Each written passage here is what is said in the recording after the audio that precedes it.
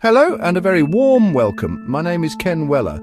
For years we've been told a story, a simple story. It's a tale where the villain is the grimy, smoke-belching petrol car. The hero, riding in on a silent, gleaming charger, is the electric vehicle. We've been led to believe swapping our trusty old motors for battery-powered marvels is the single biggest thing we can do for the planet. It's the automotive equivalent of eating your greens. On the surface, it all makes perfect sense. No exhaust pipe means no nasty fumes choking our city centres. It's clean, it's quiet, it's the future, or is it? The problem with simple stories is they leave out the complicated bits. With electric cars, those complicated bits are significant. I'm here to peel back the shiny, eco-friendly veneer and ask, are electric vehicles really as green as we think? We'll look past the marketing slogans and the government incentives. We're going to dig into the muck, follow the trail from the mine to the road and all the way to the scrapyard. The truth is a great deal messier than you've been led to believe. Let's get started, shall we? Right then, let's get straight to the heart of the matter. The battery. It's the single most important and most expensive component in any EV. It's also the source of our first major headache. We're told that these batteries will last for ages, perhaps 10 years or more, but what happens when they die? What happens when their ability to hold a charge diminishes to the point where they are no longer useful for powering a car? The simple answer is we don't really have a good plan. It's a ticking time bomb, a mountain of chemical waste that is growing larger with every new EV that rolls off the production line. The dream, of course, is recycling. We imagine these old batteries being whisked away to a magical factory where they are neatly dismantled and reborn as new batteries. The reality is far more difficult and, frankly, disappointing. Current EV batteries are not designed to be easily recycled. They are complex, tightly sealed units containing a volatile chemical soup of lithium, cobalt, nickel, manganese. Taking them apart is a hazardous, labor-intensive and extremely expensive process. Hazardous, labor-intensive, extremely expensive. It's more like performing bomb disposal than sorting your household plastics. Consequently, the global capacity for recycling these things is minuscule compared to the number of batteries being produced. At present, most of the recycling that does happen is a rather crude process called pyrometallurgy. Now, let's rewind the clock. Before a battery can be recycled, it has to be made. And this is where the eco-friendly narrative begins to seriously unravel. The raw materials needed for EV batteries and motors, lithium, cobalt, nickel, rare earth elements don't just appear out of thin air. They have to be clawed from the earth. This process, known as mining, is one of the dirtiest, most environmentally destructive industries on the planet. And the soaring demand for EVs is pushing this industry into overdrive, often in some of the world's most vulnerable places. Take lithium, for example, the white gold of the energy transition, extracted from vast salt flats in South America's lithium triangle, Chile, Argentina, Bolivia. Brine is pumped up and left to evaporate in huge ponds.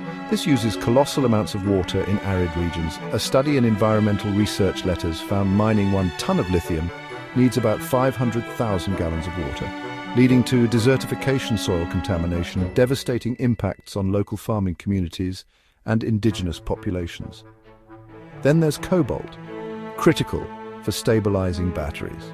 Over 70% comes from the Democratic Republic of Congo.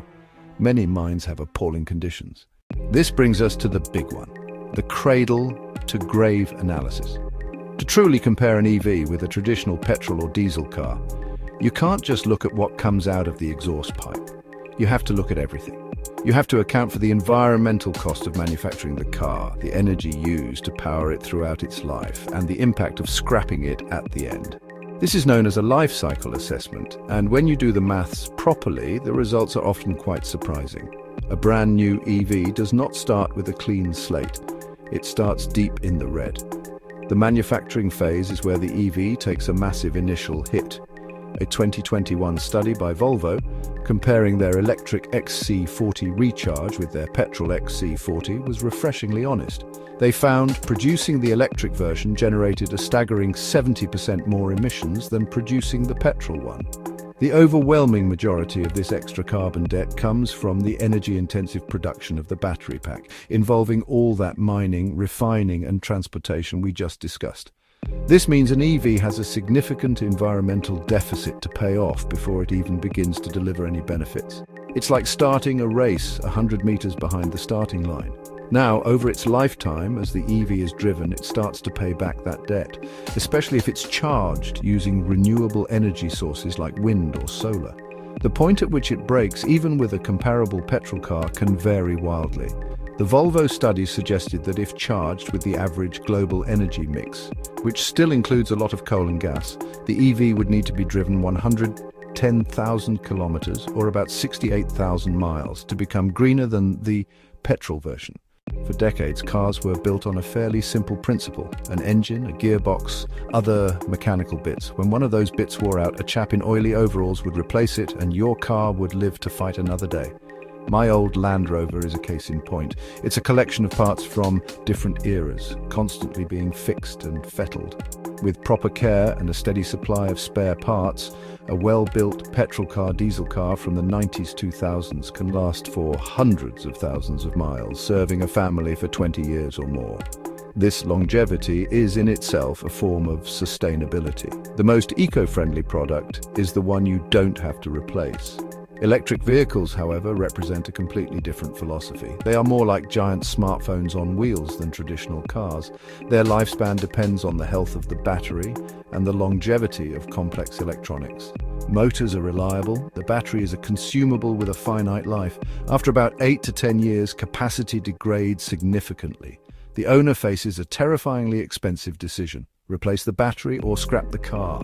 It's not like changing a clutch. The cost of a replacement battery pack is astronomical. So after all that, where do we stand? We've seen that the simple story of EVs are good, petrol cars are bad. Electric vehicles come with very significant environmental baggage. Manufacturing process, battery production, huge upfront. Carbon footprint, destructive mining practices, devastating social consequences, devastating ecological consequences, looming recycling crisis at end of life. These are fundamental flaws in the green narrative. However, it's not all bad news. Once on the road, EVs' potential for good is undeniable. Zero local air pollution, big public health benefit in congested cities, no more asthma-inducing particulates, no more nitrogen oxides at street level and it's a very big if. Charged with genuinely renewable electricity, lifetime carbon emissions can be significantly lower than petrol cars, incredibly efficient, quiet, brilliantly. Quick and enjoyable to drive, the technology is a marvel. EVs are not a one-size-fits-all solution. The best environmental choice depends on your circumstances. High-mileage driver. Live in a country with a green electricity grid planned. Keep the car a very long time.